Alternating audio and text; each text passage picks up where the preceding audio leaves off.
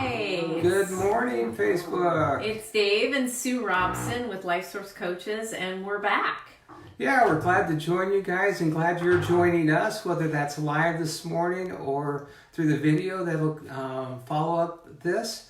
But today, in the next couple weeks, on Tuesday, Wednesday, Thursday of this and next week, we want to talk about and give you guys some tips for resolving quarantine conflict. Yeah, increasing your communication skills and resolving conflict.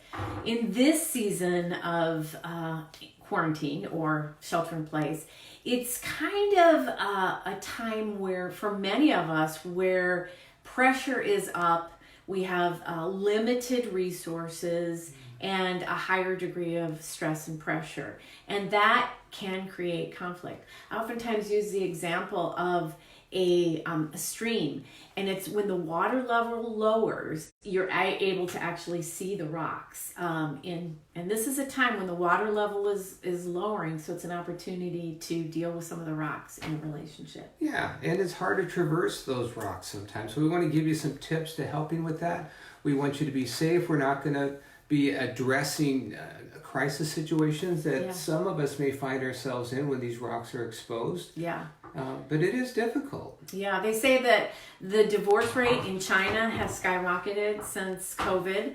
They also say domestic violence is up as well. So, but what any kind of situation we're in, we do know that these are unique times and challenging for many of us. So our tip for today is that conflict can be healthy. It can be constructive when we deal with it appropriately. And so most of us have a predominant way that we deal with or approach conflict. And so we want to give you 5 styles that were pulled together by Dr. Richard, what's Richard's? He'll get that to you. Yeah. By Reginald Atkins, a There you PhD. go. And we're going to introduce these 5 responses to conflict to you guys. So you have an idea saying, okay, how do I normally approach this? And also to give you some ideas of there's other ways to approach conflict. None of these are good or bad. They depend on the situation and what's going on around you and your circumstances and the issue that you're dealing with in regard to conflict. Right. There are some preferred conflict styles, but as Dave mentioned, some of them are appropriate in different situations. So the first one we're going to talk about that many of us use at times is avoidance. And avoidance is just what it sounds like, avoiding conflict. So this can be, it can be productive at times when, like, you pick your battles. There are some things that really might not be worth arguing over or fighting over. But you got to be careful on this one because it's a non-confrontational approach.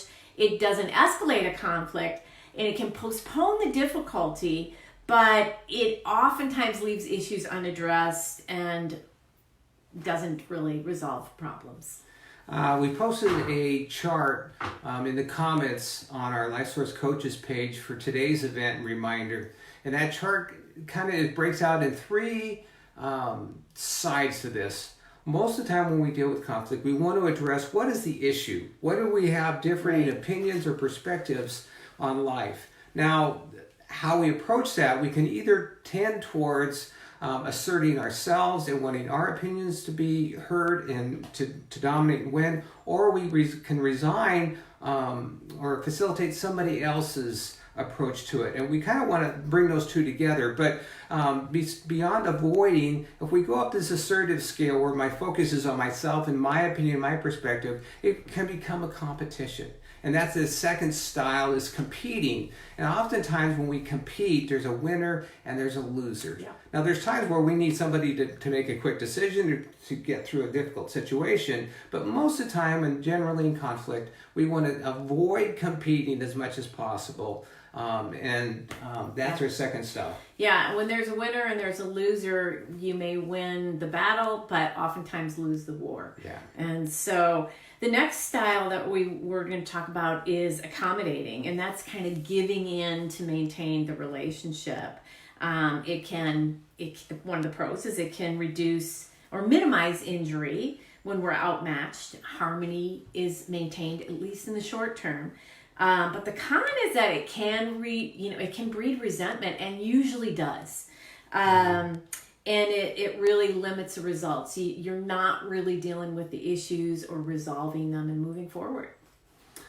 The kind of the balance between competing and accommodating is compromise. And this is kind of where it's kind of a tie. Nobody really is satisfied necessarily, or both sides kind of meet in the middle, but we don't necessarily come up with the best solution to whatever that conflict situation or issue might be around. Yeah. And so there's the fifth style is collaboration. Right. And that's what we call the win-win.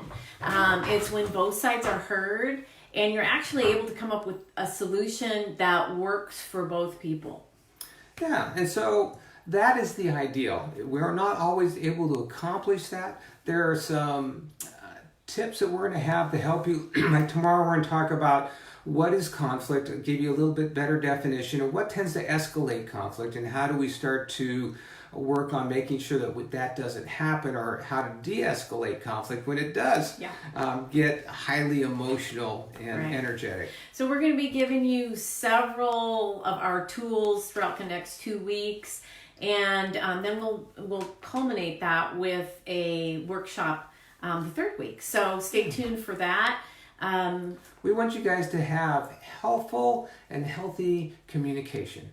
The goal of this season and the goal of life really is to love well, to live together in harmony and fruitfulness together, to cultivate our love in cooperation with each other, to accomplish our greater calling, and to establish a higher level of community. And so conflict and the pressures that we face even in this COVID season can sharpen us, strengthen us. So we want you to be encouraged this morning. Our tip today, again, is that conflict can be constructive. And we're going to give you the tips and the communication practices to help to be able to pursue that and generate that. Right. So stay tuned. We'll be here this week at 10 a.m. and Tuesday, Wednesday, Thursday. Yes. And again next week, as we focus more on the communication side of healthy conflict resolution. Yeah. And until then, stay safe out there. Yes. And we'll have information in the links below, and we'll see you next week. All right, next thanks time. for joining us. Tomorrow. Bye-bye, you guys. Bye-bye.